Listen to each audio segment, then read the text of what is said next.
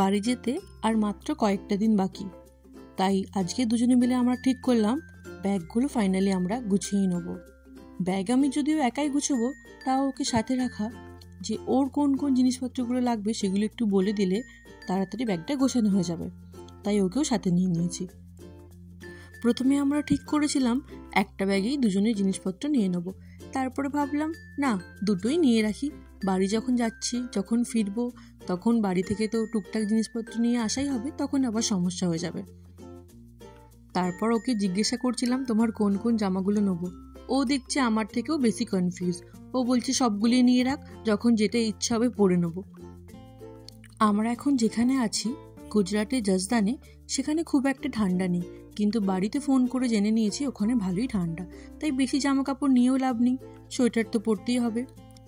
তারপরে বাড়িতে তো আছি, প্রচুর জামা কাপড় রাখা, সব তো আর নিয়ে আসতেও পারিনি। এখনো আমরা কনফিউজ ছিলাম যে কি নেবো আর কি নেবো না, একটা ব্যাগ নেবো না দুটো ব্যাগ নেবো। বাড়ি যাবো ভেবেই খুব আনন্দ হচ্ছে, কখন যে বাড়ি গিয়ে পৌঁছাবো শুধু এটাই ভাবছি। প্রায় হয়ে এলো আমাদের ব্যাগ গোছানো। তাড়াতাড়ি আজকে রান্না সেরে নিয়ে খেয়ে দিয়ে আর কিছু প্যাক করে নিয়ে আমরা বেরিয়ে যাব আহমেদাবাদের উদ্দেশ্যে।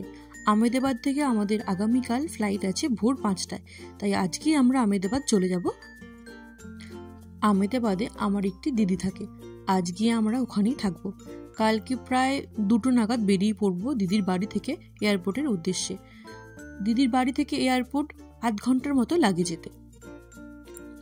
সকালবেলায় আর বেশি কিছু ঝামেলা রাখবো না, ভাতে ভাত খেয়েই বেরিয়ে পড়বো, আর সাথে টিফিন কিছু নিয়ে নেবো রাস্তায় খাওয়ার জন্য। জজদান থেকে আহমেদাবাদ যেতে সময় লাগবে ওই 4 ঘন্টার মতো বাসেতে। বাসটা লাঞ্চের জন্য দাঁড়াবে, কিন্তু আমার আর আমার হাজবেন্ড দুজনেরই কারো গুজরাটি খাবার সেইভাবে পছন্দের মধ্যে এখনো আসেনি, তাই আমরা বাড়ি থেকেই লাঞ্চ প্যাক করে নেব।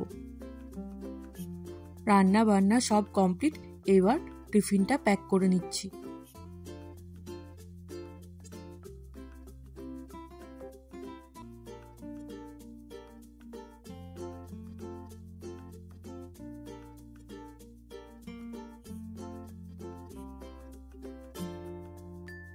শেষ মুহূর্তের জন্য থেকেই যায় কিছু না কিছু বাইরে, সেইগুলোই আমাদের প্যাকিং চলছে।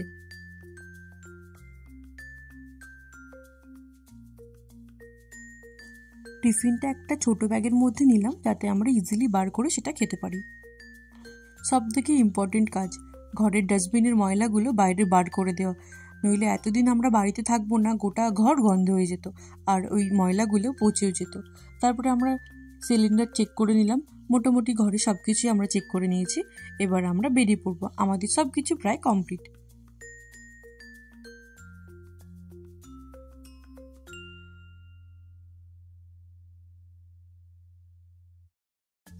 পুরো আবার 1 মাস পর এসে আমরা এই দরজাটা খুলব, ততদিনের জন্য টাটা।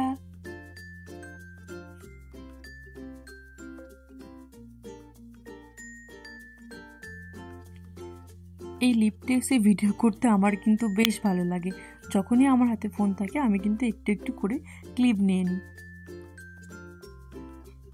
আমার বিল্ডিং থেকে বাস স্ট্যান্ড এই 4-5 মিনিট লাগে। এখানে বেশিরভাগ অটো রিজার্ভে চলে, তাই আমরা আগের দিন অটো স্ট্যান্ডে এসে অটো রিজার্ভ করে গিয়েছিলাম। আমাদের টাইমেই আনতে এসে গিয়েছিল অটো। এই তো চলে এলাম জজদানের বাস স্ট্যান্ডে।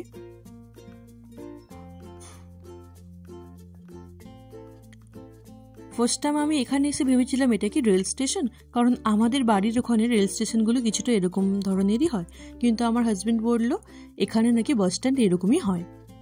কাল রাতেই আমরা সামনের একটি দোকানে মিষ্টি অর্ডার দিয়ে গিয়েছিলাম, সেই মিষ্টিটাই ও নিয়ে এলো। পৌঁছে গেছি আমরা আহমেদাবাদ। আহমেদাবাদে যেখানে আমরা থাকবো সেই জায়গাটা এখান থেকে প্রায় 5-6 কিলোমিটার দূরে। আমরা উবের থেকে অটো বুক করে দিয়েছি, অটো আস্তে আস্তে আমরা এখন চা খেয়ে নিচ্ছি, তারপরে আমরা চলে যাব। অটোতে লাগেজ রাখার জায়গা একদমই ছিল না, তাই আমাদের মাঝখানে একটা লাগেজকে আমরা বসিয়ে নিয়েছি। আমার হাজবেন্ডও লোকেশন দেখছে মোবাইলেতে, অনেকটাই দূর। তার উপরে জ্যাম তো লেগেই রয়েছে। ফাইনালি আমরা পৌঁছেই গেলাম সেই দিদির বাড়ি। দেখা হচ্ছে পরের আরেকটি ভিডিওতে। Thank you.